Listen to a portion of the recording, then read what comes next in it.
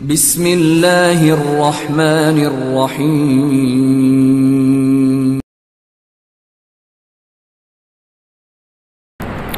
الحمدللہ رب العالمین والصلاة والسلام نبینا محمد وعلی آلہ وصحبہ اجمعین، اما بعد۔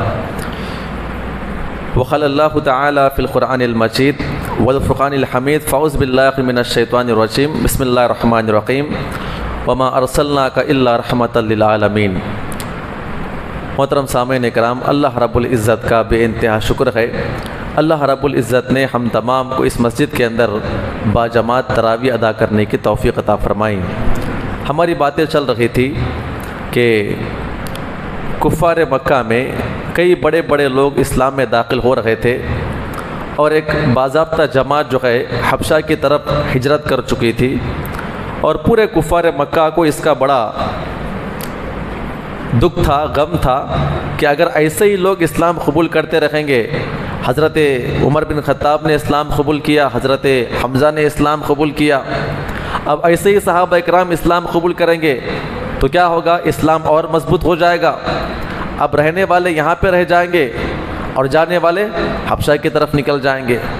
تو حبشہ کے پاس جو صحابہ اکرام چلے گئے، ان کے کئی واقعات آپ کے سامنے آئے ہیں، کیونکہ آپ ہمیشہ ان واقعات کو اپنے ذہن کے اندر رکھیں، کیونکہ آنے والے دنوں کے اندر جو ہے یہ تمام کی تمام چیزیں وہاں پہ آپ کو سمجھنے میں مدد ملے گی۔ اللہ کے نبی صلی اللہ علیہ وسلم جو ہے عثمان غنی کے ہاتھ میں خط دے کر بھیجا بادشاہ کے نام پر۔ اس کے اندر لکھا ہوا تھا کہ اے بادشاہ، اسلام قبول کر لے، میں نبی بن چکا ہوں، اور اسلامی تعلیمات کو آپ اپنائیں، اور ہمارے علاقے کے کچھ مسلمان آپ کے علاقے میں آ رہے ہیں، لہٰذا آپ ان کی مہمان نوازی کریں۔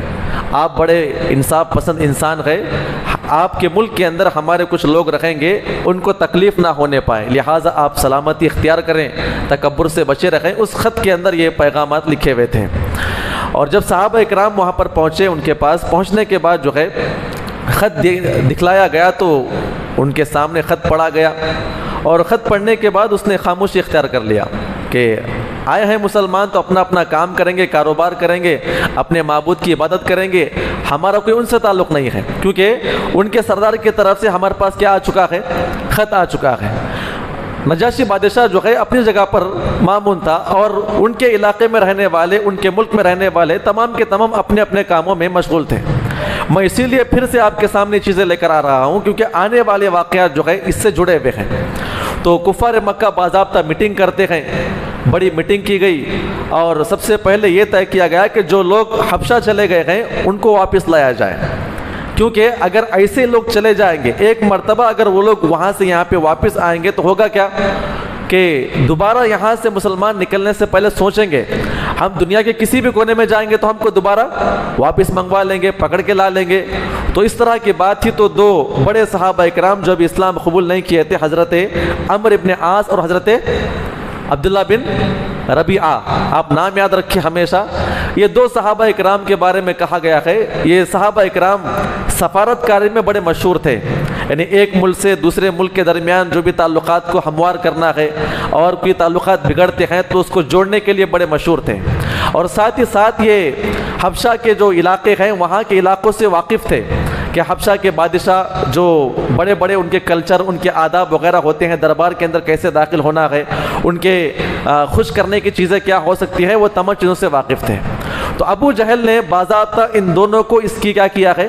یہ کیا تھا کہ آپ کی ذمہ داری ہے، آپ وہاں جانے کے بعد سارے مسلمانوں کو بہلا پسلا کر اور باضابطہ بادشاہ کو اپنی باتوں میں لے کر ان کو لے کر واپس آئے۔ پلاننگ کیا کی گئی؟ پلاننگ یہ کی گئی کہ آپ دونوں جائیں گے، اور ساتھ میں حبشہ کے بادشاہ کے لیے کیا کریں گے؟ ایک عربی گھوڑا، اس کے بعد ریشمی اس کے لیے لباس جھبا پہننے کا، اور اس کے بعد ان کی پلاننگ یہ تھی کہ بادشاہ ہماری بات ایسے نہیں سنے گا، بادشاہ کو ماننے کے لیے کیا کرنا ہوگا؟ کیونکہ اس کے جو بڑے بڑے علماء اکرام ہیں ان کو ماننا ہوگا، اور جو درباری ان کے وزیر اور سیناپتی وغیرہ جو بھی لوگ ہوتے ہیں ان کو ماننا ہوگا۔ تو انہوں نے کیا کیا؟ باضابطہ چمڑے کی چیزیں انہوں نے کیا کیا تیار کیا ان لوگوں کے لیے، تحفے تحائف دینے کے لیے، کیونکہ چمڑا عرب کے اندر بڑا عام تھا، اور عرب کے باہر جو علاقے تھے ان کے لیے بڑی نعمت کی بات تھی اس زمانے کے اندر بتا تھا اس سے پہلے میں آپ کے لیے کہ باضابطہ ڈھال بنا کرتا اور تلوار رکھنے کے لیے نیام جو ہوا کرتی تھی، اس کے بعد جنگی لباس کو باندھنے کے لیے چمڑے کی رسیاں ہوا کرتی تھی، وہ بڑی مشہور تھی، اور چمڑے کے پیالے وغیرہ، سونے کے لیے بستر وغیرہ، یہ تمام کی تمام چیزیں چمڑے کی ہوا کرتی تھی۔ اور یہ تحفے لے کر حضرت عمرو بن عاص اپنے ایک ساتھی کے ساتھ کہاں پر حبشہ پہنچے، شپ کے ذریعے سے۔ جب حبشہ کے اندر داخل ہوئے، مسلمانوں سے ملاقات ہو گئی، کہا کہ ہم آپ کو لینے کے لیے آئے ہیں، یہاں منمانی زندگی گزارتے ہو اور سکون سے یہاں پر ہے، ہم آپ کو چھوڑیں گے نہیں، دیکھنا ہم آپ کو یہاں سے لے کر جائیں گے۔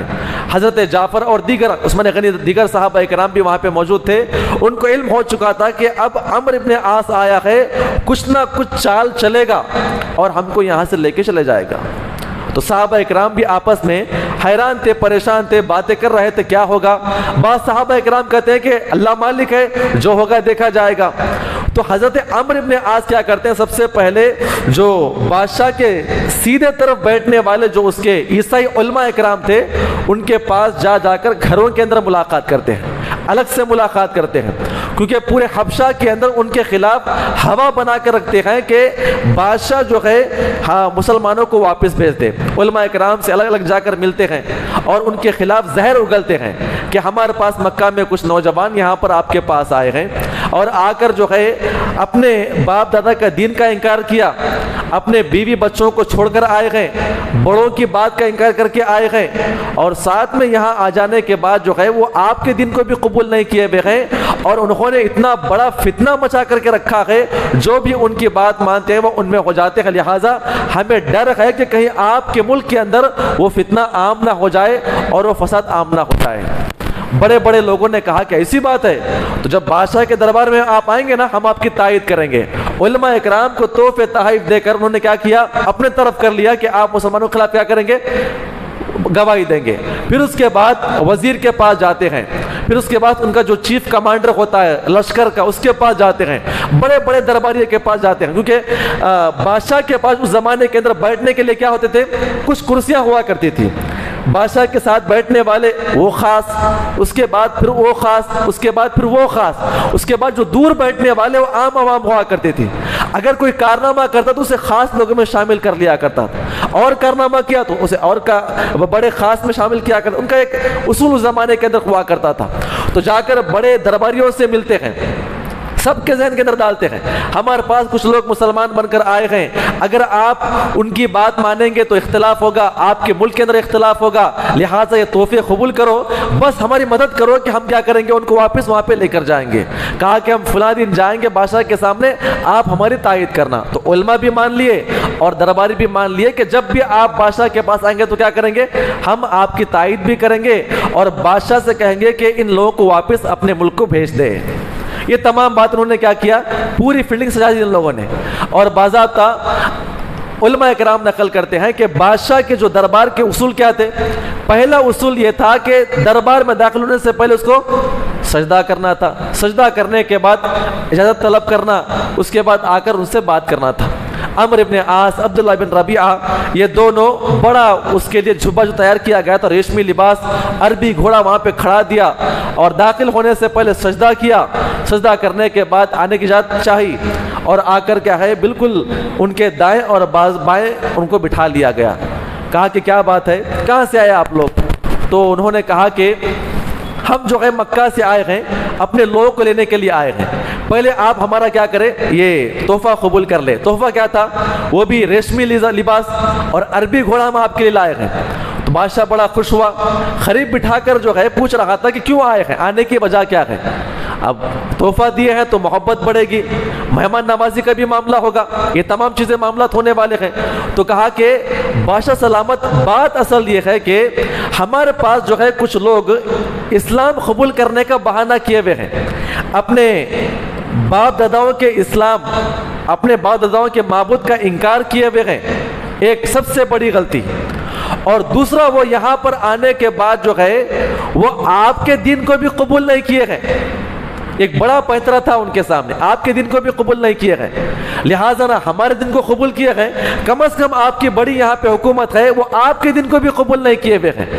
اس کے بعد آگے بیان فرماتے ہیں ان کے باپ داداؤں نے چچاؤں نے، خاندان والوں نے باضابطہ انہوں نے آپ کے لیے ریکویسٹ بھیجا ہے یا آپ کی خدمت میں تحفے تحائف بھی بھیجے ہیں، انہوں نے آپ سے گزارش کی ہے کہ ان نادانوں کو آپ ہمارے حوالے کر دیں تاکہ ہم ان کو واپس اپنے ملک کو مکہ واپس لے کر جائیں۔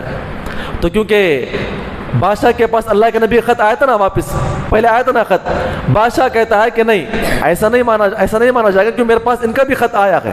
تو ایک بڑا پوپ اٹھ کر کہتا ہے کہ بادشاہ سلامت، ان کو بھیجنا چاہیے، یہ آدمی صحیح کہہ رہا ہے، آپ ان کو بھیج دیں ورنہ یہ فساد ڈال دیں گے۔ پھر درباری بھی کہتے ہیں کہ بھیجنا چاہیے۔ پورے دربار کے اندر جو مسلمانوں کے خلاف کیا ہوتا ہے، یہ آوازیں بلند ہو جاتی ہیں کہ ان کو بھیجنا چاہیے۔ اب غور کرے، بادشاہ کہتا ہے کہ نہیں، میں انصاف پسند بادشاہ ہوں، جب تک سامنے والے کی بات نہیں سنوں گا اس وقت تک میں فیصلہ نہیں کر سکتا۔ تو لہٰذا مسلمانوں کو بلانے کا حکم دیا گیا۔ جب گئے لوگ بلانے کے لیے پیغام بھیجا گیا تو آپس میں صحابہ کرام کہتے ہیں کہ اب کیا کرنا ہوگا، کیا پیش کرنا ہوگا، کون پیش کریں گے؟ تو سب صحابہ کرام کہتے ہیں کہ ہمارے پاس زبان آور بڑا عربی داں اور بات کرنے کے لب و لہجوں سے ماہر کون ہے؟ جعفر طیار۔ یہ بات کریں گے، کیا بات کریں گے؟ اسلام کی بات پیش کریں گے اور جو بھی ہو جائے گا دیکھ لیا جائے گا۔ اور اس کے بعد جو ہے جتنے درباری وہاں پر کھڑے ہوئے ہیں ان تمام کو اسلام کی دعوت بھی دیں گے، چاہے تو بادشاہ رکھے یا پھر ہمیں اپنے ملک واپس بھیج دے۔ تو جعفر طیار اپنے تمام ساتھیوں کو لے کر دربار میں داخل ہوئے۔ السلام علیکم ورحمۃ اللہ وبرکاتہ، زور سے سب اللہ سلام کیے۔ اس کے بعد کہتے ہیں کہ بادشاہ سلامت، اللہ تعالیٰ کی جماعت آپ کے دربار میں آنے کے لیے منتظر ہے، آپ اجازت فرمائیے۔ بادشاہ کہتا ہے کہ یہ کہنے والا کون ہے؟ ذرا دوبارہ کہنے کے لیے کیا ہے، اس نے کیا کہا ہے؟ کہتے ہیں کہ اللہ تعالیٰ کی جماعت آپ کے دربار میں آنے کی منتظر ہے، آپ آنے کے لیے اجازت دے دیجئے۔ کہتے ہیں کہ آپ آئیے۔ آنے کے بعد جو ہے وہ دونوں صاحبین بیٹھے ہوئے تھے، دیکھ رہے تھے۔ تو جعفر سے سوال کرتے ہیں کہ آپ لوگوں نے سجدہ کیوں نہیں کیا؟ یہ ہمارے دربار کا اصول ہے، کوئی بھی آتا ہے تو سجدہ کرتا ہے۔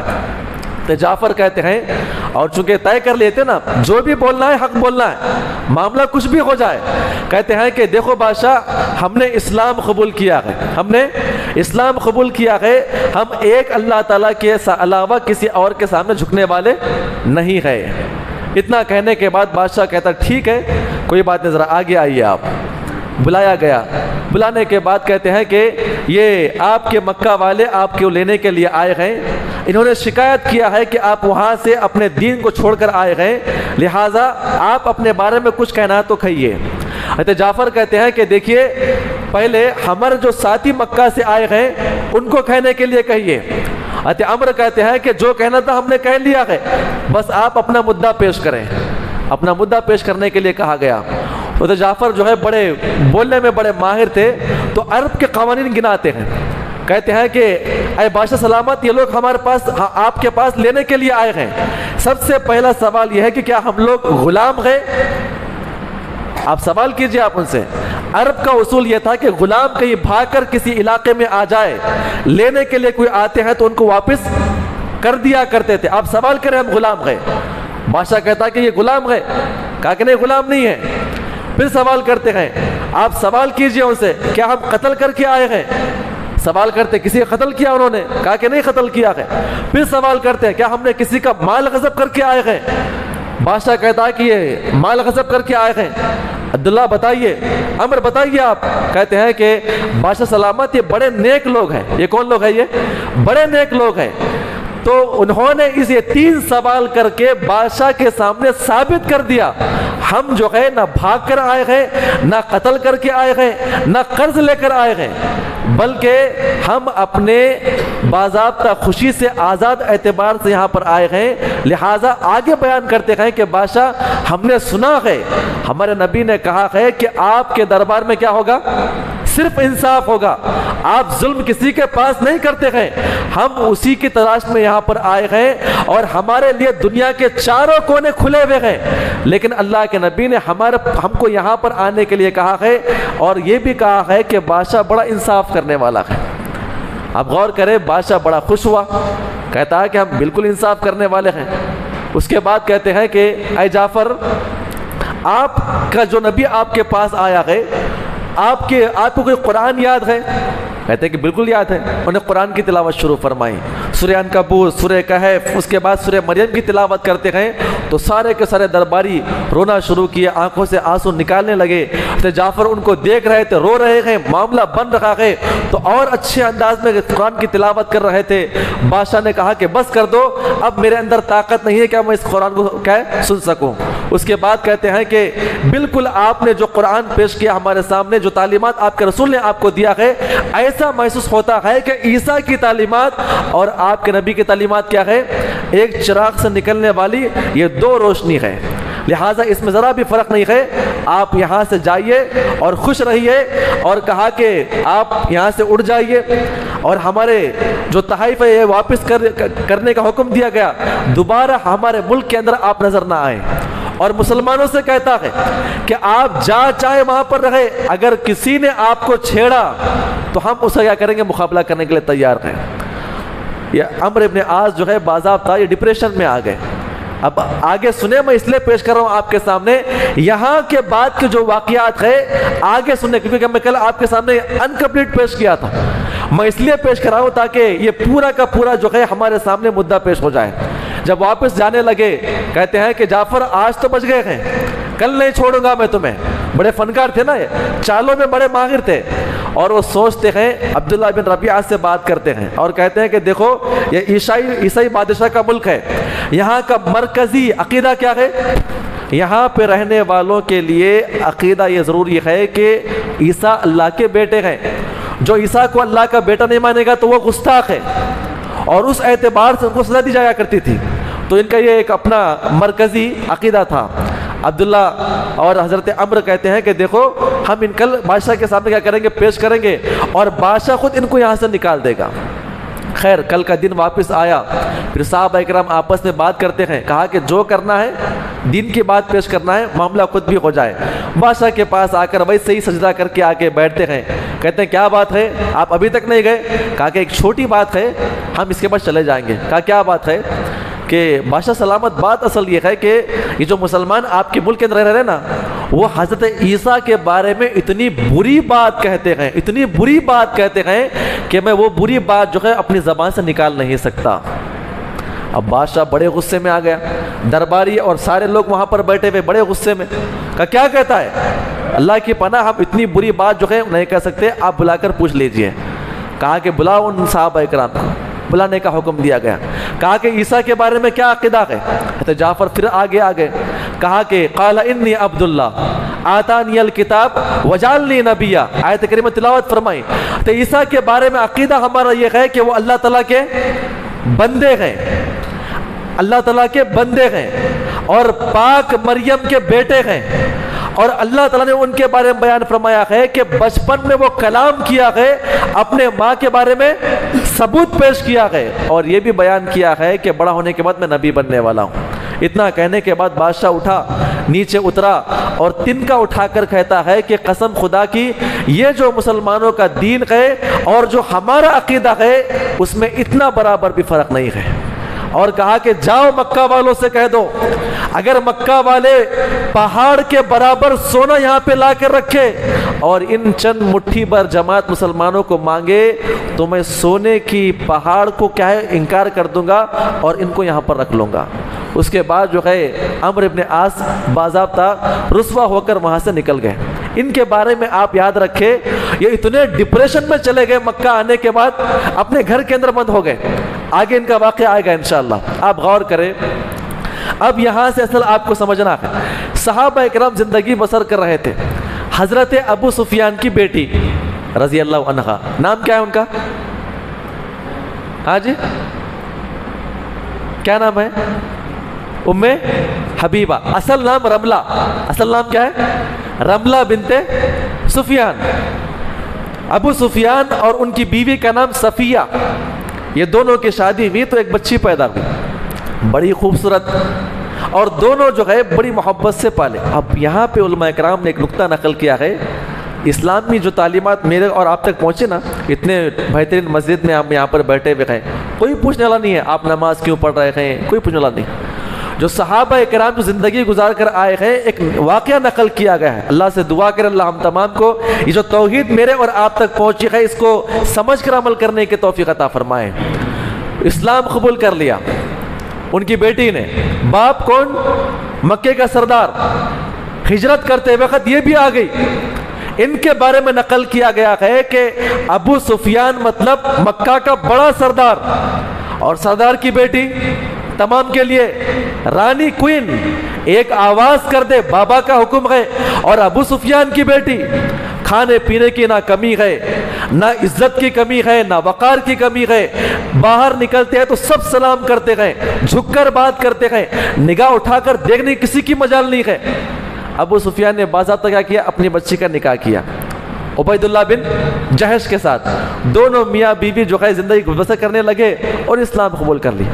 اسلام قبول کر کے کہاں پر نکل گئے؟ بھاگ کر چلے گئے، کہاں پر؟ حبشہ کی طرف چلے گئے۔ اب حبشہ نے بادشاہ نے اعلان کر دیا نا، آپ جو چاہے کرے، آپ کو کوئی نہیں چھیڑے گا اور کوئی آپ کے پاس اختلاف بھی نہیں کرے گا۔ لیکن حضرت ام حبیبہ جب وہاں پر آئی تو ان کو ایک بیٹی پیدا ہوئی۔ نام کیا رکھا؟ حبیبہ۔ اصل نام کیا تھا؟ رملہ۔ نام کیا تھا؟ حبیبہ۔ ماں کا نام کیا پڑا؟ ام حبیبہ، حبیبہ کی ماں۔ تو بڑی خوبصورت بچی، چاند جیسی بچی، دونوں میاں بیوی کھیلتے، ماں باپ ہے نا، پہلی بچی ہے، پہلی بیٹی پیدا ہو جائے گی تو پھر اس کا الگ معاملہ۔ اور یہ صحابہ اکرام عقیدے کو کھول کر آئے تھے۔ کیا عقیدہ تھا؟ بیٹی ہوگی تو آر ہوگی، اسلام میں آنے کے بعد بیٹی ہوگی تو نعمت ہوگی۔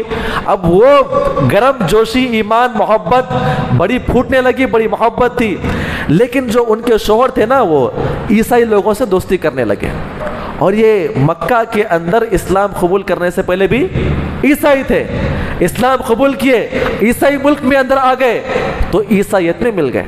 عیسائی دوستوں کے پاس بیٹھنا، یہاں جانا، شراب پینا، یہ کرنا وہ کرنا۔ شراب کا حکم نہیں آیا تھا نا اس زمانے میں، اب بس قرآن پڑھنا ہے، اللہ کے اوپر ایمان لانا ہے۔ تمام احکامات کہاں پر آئے گئے؟ مدینہ کے اندر آ گئے۔ تو یہاں وہاں بیٹھ کے شراب پیے، دوستوں سے گپ شپ کی، وہاں پر بات کی، یہاں پر بات کی۔ ایک مرتبہ ام حبیبہ رملہ بیان فرماتی ہے کہ میں سو رہی تھی، رات میں خواب کیا آیا، کیا دیکھتی ہوں کہ ان کے شوہر کی شکل اتنی بھیانک جانور کی طرح ہو گئی ہے، بھیانک ہو چکی ہے۔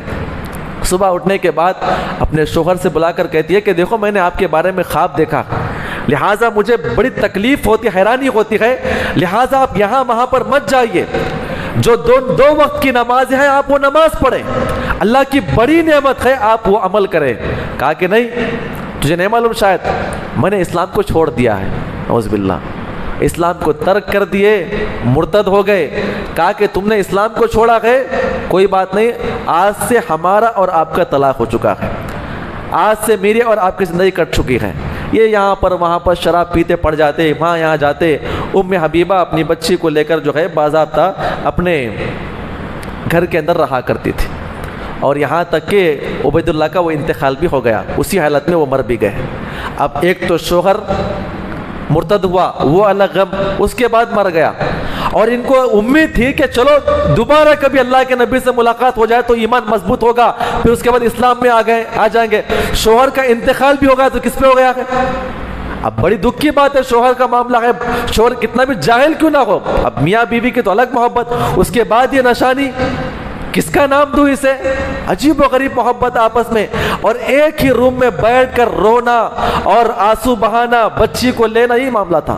اللہ کے نبی صلی اللہ علیہ وسلم کی بیٹی حضرت رقیہ، سیدہ لیلہ اور کئی صحابیات کا ذکر ہمیں ملتا ہے، ہمیشہ ہر دن آتے ان کو نصیحت کیا کرتے تھے، تسلی دیا کرتے تھے کہ رونے کی ضرورت نہیں ہے، آزمائش کے ایام ہے۔ آپ غور کریں، ام حبیبہ بیان فرماتی ہے شیطان ہر وقت مجھے کیا کرتا تھا، یہ ستایا کرتا تھا، میرے ذہن کے اندر یہ ڈالا کرتا تھا کہ ام حبیبہ تیری کیا زندگی ہے، ایک زمانہ وہ مکہ کا زمانہ، سردار کی بیٹی، کوئین رانی، لوگ عزت کی نگاہ سے دیکھنے والے، ایک زبان سے الفاظ نکلتی ہے تو کیا ہوتا ہے، لیکن تو نے اسلام قبول کیا، شوہر بھی مر گیا، کھانے کے لالے پڑے ہوئے ہیں، کھانا بھی آتا ہے تو بالکل 3 ٹائم کے لیے باقی نہیں رہتا، بچی کے لیے چھاتی سے دودھ نہیں آتا ہے، اس طرح کی باتیں ہونے لگی۔ اور کہتے ہیں کئی مرتبہ میرے ذہن کے اندر اسلام کے خلاف ہوتا ہے نا، اور عورت کے لیے سب سے زیادہ مضبوط اس کا شوہر ہوا کرتا ہے، اور شوہر ہی ساتھ چھوڑ کے چلے جائے تو کہتی ہے کہ مجھے ایک آیت کریمہ بار بار یاد آتی. کیا یاد آتی؟ وَمَن يَتَّقِ اللَّهَ يَجْعَل لَّهُ مَخْرَجًا وَيَرْزُقْهُ مِنْ حَيْثُ لَا يَحْتَسِبُ. یہ آیت کریمہ کو پڑھتے رہتی، اللہ سے دعائیں کرتے رہتی، اللہ کی بارگاہ میں حضور ہو کے دعائیں کیا کرتی تھی. جب میری اس چیز کی خبر کا کسے علم ہوا؟ اللہ کے نبی کو علم ہوا. اللہ کے وسلم نے کسے؟ حضرت عمرو ابن امیہ الزمری اس صحابی رسول کو بلا کر کہا خط لکھا، اور خط لکھ کر جو ہے باضابطہ بادشاہ کے دربار میں پیش کرتے. کہاں پر؟ حبشہ کے بادشاہ. ایک دن ام حبیبہ بیان فرماتی ہے کہ میں سو رہی تھی، اچانک کوئی آدمی میرے پاس آیا، آ کر کہتا ہے اے ام المومنین. کیا کہا؟ اے ام المومنین. آنکھ اچانک کھل گئی. یہ خواب تھا، یہ وہم تھا. ام المومنین کا مطلب کیا ہوتا ہے؟ نبی کی بیوی. کیا میں نبی کی بیوی بننے والی ہوں؟ عجیب و غریب خیال. خوشی بھی ہونا اور اللہ سے دعا کرنا ہے اللہ اگر واقعتاً صحیح ہے تو یہ میرے لیے خواب کی کیا عطا فرما، صحیح عطا فرما. ایک طرف سے خوشی بھی، غم بھی، اور اسی کمرے کے اندر بند ہے، نہ باہر نکلنا نہ آنا. کبھی اللہ کے نبی کی بیٹی آ کے تسلی دینا، عثمان غنی کی بیٹی بیوی تھی نا، یہ کرتی تھی. بادشاہ کے دربار میں جب خواب کیا ہے خط پہنچایا گیا، عمرو ابن امیہ زمری آتے ہیں، کہتے ہیں کہ مکہ سے آئے ہیں، سلام کرتے ہیں اور اللہ کے نبی نے ہمیں یہ خط بھیجا ہے. کہ اللہ کے نبی نے خط بھیجا ہے. اللہ کے نبی کا خط سننے کے بعد بادشاہ جو ہے باضابطہ اکرام میں اڑ گیا اور خط کو اپنے ہاتھ میں لیا اور اپنے منہ سے چومتا ہوا نیچے بیٹھا اور کہا کہ ہمارے نبی کا. کس کے نبی کا؟ کس کے نبی کا؟ ہمارے نبی کا. اسلام قبول کر لیا اس نے. کہا کہ ہمارے نبی کا کیا فرمایا ذرا پڑھ کے سنائیے. ہے دربار میں. میں نے اس سے پہلے واقعہ پیش کیا تھا نا کہ علماء کی ایک جماعت آ کے اسلام قبول کر کے واپس تحقیق کر آتی ہے. ابو جہل نے ان کو روک لیا تھا. کہا کہ کیا ہے ذرا بتائیے آپ ان کے. پڑھ کر جب سنایا جاتا ہے تو کہتے ہیں کہ اے نجاشی بادشاہ، میں نے سنا ہے کہ ام حبیبہ بیوہ ہو چکی ہے، بڑا اس کا غم ہے، ہو سکا تو آپ اپنی طرف سے اس کی اجازت کے ساتھ میرا رشتہ اس سے کروا دینا. کہتے ہیں ایسی بات ہے. کہا کہ اب رہا ادھر آئیے. یہ ان کی خاص کنیز تھی. لونڈیاں ہر رہتی نا، وہ بتا نا آپ کو، خاص اور خاص اور خاص. اور یہ اور خاص کون رہتے ہیں؟ بادشاہ کی رانی ہوتی ہے نا، یہ اتنے عیدی لوگ ہوتے ہیں خود نہاتے بھی نہیں ہیں، نہانے کے لیے رانیاں ہوا کرتی ہیں. یہ لونڈیاں ہوا کرتی جو خاصوں کے خاص ہوتی ہے. بادشاہ کا کھانا بنانے والی یہ خاص، بادشاہ کے دیوان خاص میں ہونے والی اور خاص، اور بادشاہ کا دسترخوان لگانے والی اور خاص. یہ الگ الگ ان کا گروپ ہوا کرتا تھا. کہتے ہیں کہ سب سے خاص کون؟ ابرقہ جو اس کی لونڈی تھی. کہا کہ ادھر آئیے آپ.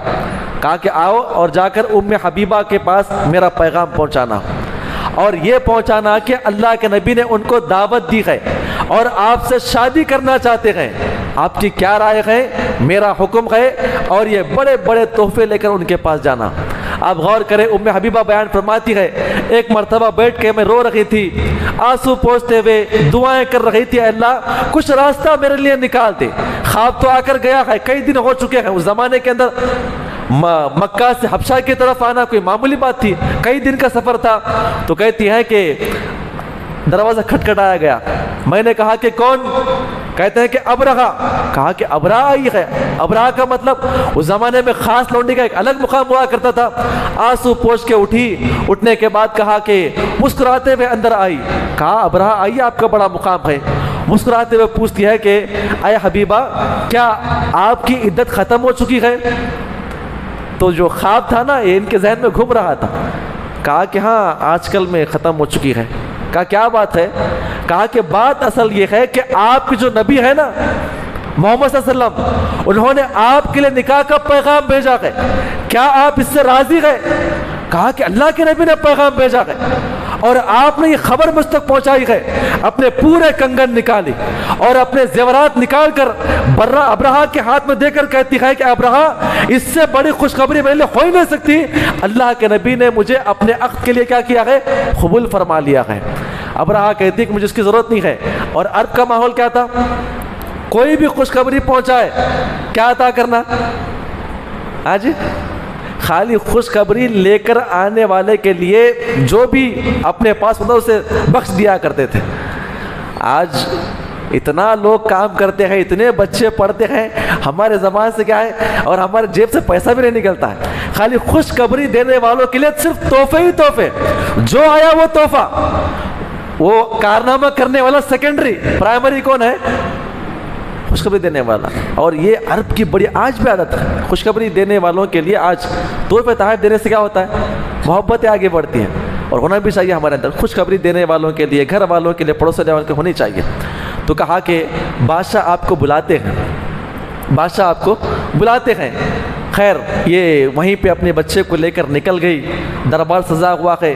اس کے بعد صحابہ کرام کو حکم دیتے ہیں، حضرت جعفر، حضرت عثمان غنی، یہ بڑے بڑے صحابہ کرام تھے، ان کو بلایا گیا۔ بلانے کے بعد سب کے درمیان بٹھا کر کہتے ہیں کہ اللہ کے نبی صلی اللہ علیہ وسلم کا فرمان یہ ہے، شادی ان کی کرنا ہے، آپ لوگ کیا کہتے ہیں؟ کہا کہ بس آپ جو کہیں وہ ہم راضی ہیں، اللہ کے نبی چاہتے ہیں تو بالکل ہم کرنے کے لیے راضی ہیں۔ تو اس کے بعد دن اور ٹائم کیا کیا گیا؟ باضابطہ ڈیسائیڈ کیا گیا۔ اس کے بعد اعلان کیا گیا کہ نکاح ہونے والا ہے۔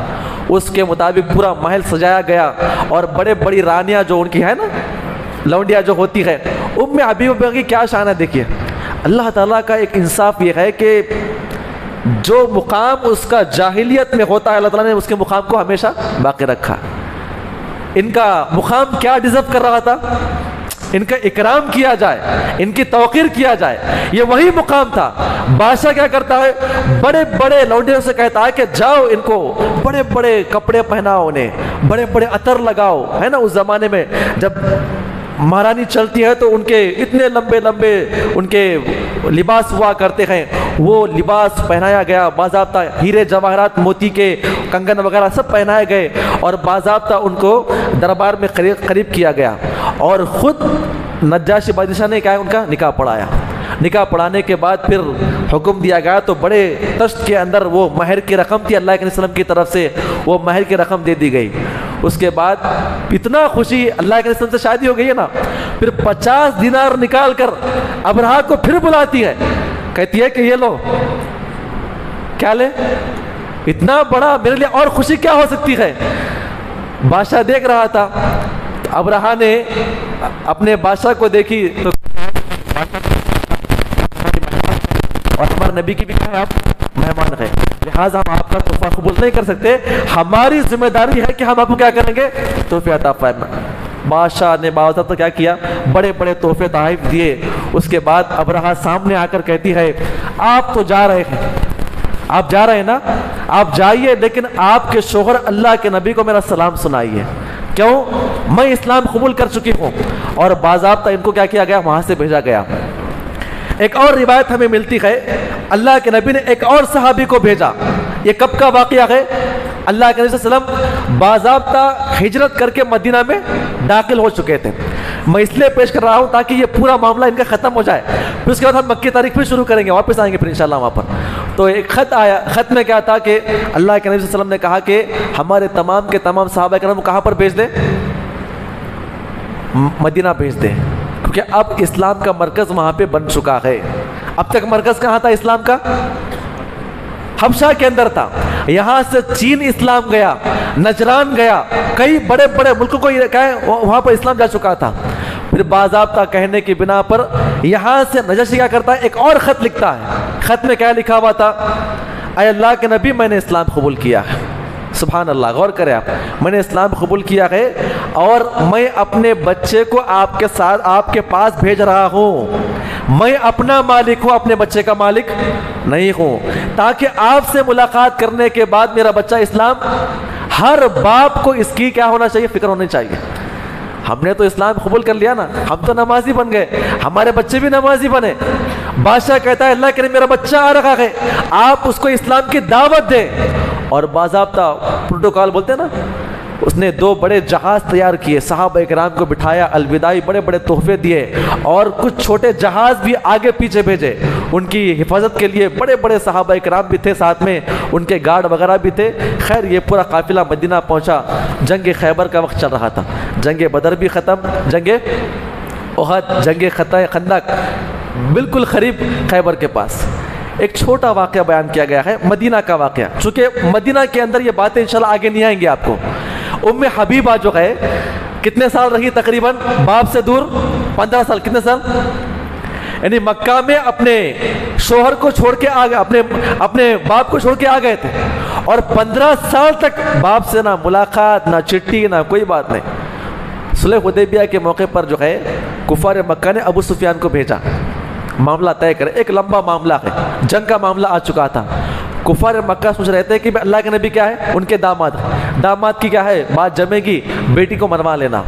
تو آپ بڑا مشہور واقعہ آپ جانتے ہیں، ابو سفیان جو ہے مدینہ میں آئے، پھر لوگوں سے پوچھتے ہیں کہ حبیبہ کہاں پر رہی تھی اللہ کے وسلم کی بیوی؟ کہا کہ وہ فلاں ان کا گھر ہے۔ ام حبیبہ جو ہے باضابطہ گھر کے اندر جھاڑو وغیرہ ہوتی ہے نا، کچھ مار رہی تھی۔ ابو سفیان بڑے سردار، روب و دبدبے والے، گھر کے اندر کیا تھا، اللہ کے نبی گھر کے اندر کیا تھا، ایک چھوٹی چارپائی، نبی ہے زمانے کے لیکن چھوٹی چارپائی، دروازے میں کھڑے ہوئے ہیں۔ کہا ام حبیبہ، کہنے کے بعد بابا آپ آئے ہیں، اور 15 سال کے بعد ملاقات ہوتی ہے، اسلام کے لیے سب قربان کیا۔ کہا کہ بابا آپ آئے ہیں، ملاقات سب چیزیں چھوڑ دیا، ملاقات کرنے کے لیے گئے۔ کہا کیسی طبیعت ہے آپ کی؟ آئیے اندر آئیے۔ داخل ہو گئے تو بس کھڑ کے دیکھ رہے تھے کہاں پر بیٹھنا ہے، ٹھہر کر دیکھ رہے تھے کہاں پر بیٹھنا ہے۔ بیٹی نے بیٹھنے کے لیے نہیں کہا، بس سوال پر سوال کر رہی ہے، طبیعت کیسی ہے، وہ کیسی ہے، ایسا کیسا ہے، کیسا آ گئے یہاں پر، کیسا آپ ملاقات ہماری ہو رہی ہے۔ آپ غور کریں، ابو سفیان دیکھ رہے تھے کیا، چارپائی لگی ہوئی ہے، اللہ کے وسلم کا بستر وہاں پر ہے، اور چاہ رہے تھے کہ جائیں اور جا کر بستر پر بیٹھے۔ یا بچی پوچھ رہی ہے، سوال کر رہی ہے، ان کی نگاہ کس پہ پڑی ہے؟ بستر پہ پڑی ہوئی ہے۔ کہا کہ ایسی بات ہے، کہا کہ بستر وہاں پہ کھڑا ہوا ہے، دوڑتے ہوئے آئی، آ کر بستر کو کھڑا کر دیا۔ ایک روایت میں آتا ہے آ کے لپیٹ کے کیا کر دیا، کونے میں رکھ دیا۔ ابو سفیان نے کہا کہ بیٹا اس بستر کے لائق میں نہیں ہوں یا میرے لائق یہ بستر نہیں ہے؟ کیا سوال تھا؟ اس بستر کے لائق میں نہیں ہوں یا میرے لائق یہ بستر نہیں ہے؟ بڑا پیارا جواب۔ کہا کہ بابا اس بات میں کوئی شک نہیں ہے کہ آپ مکہ کے سردار ہیں، لیکن یہ پوری کائنات کے سردار کا بستر ہے، یہ پاک ہے، آپ ناپاک ہیں، یہ پاک ہے، آپ ناپاک ہے، اور کسی ناپاک کو میں اپنے شوہر کے پاک بستر پہ بیٹھنے کی اجازت نہیں دے سکتی۔ بیٹا آپ بہت بدل گئے ہیں، ابو آپ کب بدلیں گے؟ کیا سوال تھا؟ بیٹا آپ بہت بدل گئے ہیں۔ کہا کہ ابو آپ کب بدلیں گے؟ آپ بدل جائیے نا۔ بچی وہاں پر بھی دین کی دعوت دیتی ہے، لیکن غصے سے باہر نکل گئے۔ بچی نے استقبال کیا ہے نا، سردار لوگ ہوتے ہیں نا، محبت اپنی جگہ پر لیکن ریپوٹیشن، اپنی عزت اپنی جگہ پر ہوتا ہے نا۔ خیر یہ معاملہ تھا وہاں پر۔ تو پھر واپس آؤں مکہ پہ، ایک چھوٹا واقعہ اپنی بات ختم کروں گا انشاءاللہ، تاکہ آج کے بعد پھر کل سننے کے لیے ہم کو کیا ہے ایک مدعا ملے۔ میں اس لیے پیش کیا ہوں کہ پورے حبشہ کے حالات ایک جگہ جمع ہو جائے۔ آپ سمجھ میں آ گئی بات آپ لوگوں کو؟ کیونکہ اگر وہاں جانے کے بعد میں سمجھاؤں گا تو پھر آپ کو ڈسٹرب ہو جائے گا۔ تو خیر حضرت عمرو بن عاص واپس آ گئے۔ کہاں پر واپس آ گئے؟ مکہ واپس آ گئے۔ بادشاہ نے ان کو واپس بھیج دیا، دھتکار دیا نا۔ آ کر گھر پہ بیٹھ کے غمگین ہو گئے۔ کہا کہ میرا ایک مقام تھا، اپنے آپ کو چال باز سمجھا کرتا تھا نا، میں اپنے آپ کو بڑا چالک سمجھا کرتا تھا، وہاں پر میری حالت ہی ختم ہو چکی ہے۔ گھر میں بیٹھنا، باہر کبھی نکلنا، پھر گھر میں بیٹھنا۔ ابو جہل کہتے ہیں آ کے، ابو جہل کہتا ہے کہ اے عمرو کیا بات ہے، کیوں تم اندر بیٹھے ہوئے، باہر کیوں نہیں آتے ہمارے مجلسوں کے اندر؟ کہا کہ کیا بتاؤں، بڑا پریشان ہوں، بادشاہ کے دربار میں گیا، میری عزت نکل گئی ہے۔ کیا گئی ہے؟ ہاں البتہ بادشاہ یہ کہتا ہے کہ آپ کے صاحب جو ہے نا وہ بھی نبی ہے، ہماری کتابوں کے اندر یہ لکھا ہوا ہے۔ اب غور کرے، اللہ رب العزت نے ان کے اندر اب محبت ڈال دیا، اب کفار مکہ سے الگ ہونے لگے، اور اس کے بعد آگے جا کے اسلام قبول کرتے ہیں۔ اس کے بعد ہنگامی میٹنگ قائم کی گئی، آخری ہنگامی میٹنگ، اس کے بعد آگے پیش کروں گا انشاءاللہ، ٹھیک ہے؟ کیا ہنگامی میٹنگ تھی؟ ہنگامی میٹنگ یہ تھی کہ لاؤ سب لوگوں کو بلاؤ اور سیدھا محمد سے بات کریں گے صلی اللہ علیہ وسلم۔ کیا بات کریں گے؟ وہ لوگ کاروباری لوگ تھے، کیا لوگ تھے؟ کاروباری ذہن۔ کاروباری ذہن کیا تھا کہ یہ میرا مال لے کر جائیں، جو بھی منافع آئیں گے کیا کریں گے؟ مل بانٹ کے کھا لیں گے۔ یہ اس زمانے کا کاروبار تھا، یہ برننگ کاروبار تھا ان کا۔ کیا ٹاپک لیتے ہیں؟ بڑی مشہور آیت کریمہ وہاں پہ نازل بھی، لوگ آپس میں بیٹھ کے بات کرتے ہیں، جا کے محمد سے بات کریں گے صلی اللہ علیہ وسلم۔ لوگ محمد صلی اللہ علیہ وسلم کے پاس آ کر کہتے ہیں کہ اے اللہ کے وسلم، آپ ہمارے دعوت کو نہ قبول کر رہے ہیں اور ہمارے خلاف بولنا بھی آپ نہیں چھوڑتے ہیں۔ اچھا، آپ کے سامنے ایک ہم آفر رکھ رہے ہیں۔ کہا کیا آفر ہے؟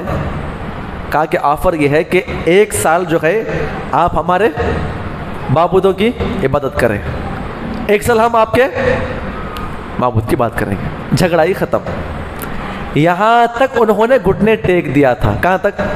پہلے تو مار رہے تھے، ختم کر دیں گے، فلاں کر دیں گے، فلاں کر دیں گے، ہر ترکیب ناکام۔ لیکن جب 2 بڑے شیر اسلام قبول کیے اور صحابہ کرام وہاں پہ چلے گئے اور وہاں سے ناکام ہو کر واپس آ گئے، کہا کہ کم از کم تھوڑا گھٹنے تو ٹیک لیتے ہیں۔ اللہ نے ٹکا دیا۔ یہاں پہ علماء کرام نقل کرتے ہیں کہ ظلم اور ظلم کرنے والے چاہے کتنا بھی آپ کے خلاف پلاننگ کیوں نہ بنا لے، اللہ کو کیا کرے گا؟ ہمیشہ ضائع و برباد کر دے گا۔ 1 سال آپ ہمارے معبود کی، 1 سال ہم آپ کے۔ کون سی سورت نازل بھی؟ قل یا ایھا لا اعبد ما تعبدون، میرے کو کوئی فرق نہیں پڑتا آپ اسلام قبول کریں یا نہ کریں، لیکن میں اسلام چھوڑ نہیں سکتا۔